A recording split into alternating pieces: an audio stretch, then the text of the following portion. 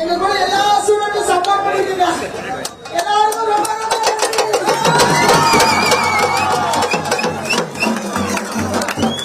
இதே கோசோட இதே கூக்குரலோட இன்னும் அடுத்த 2 நாள்ல பேண்டிட் அப்படின்ற வார்த்தை நம்ம கேட்க போறோம்.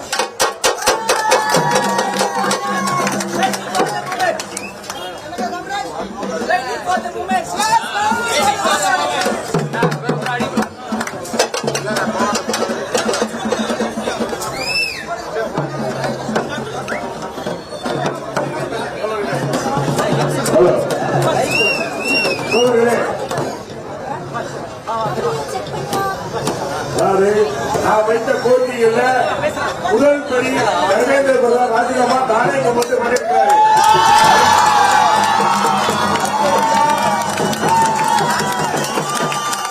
அடுத்தபடியாக நீ நிரந்தரமாக தடை செய்ய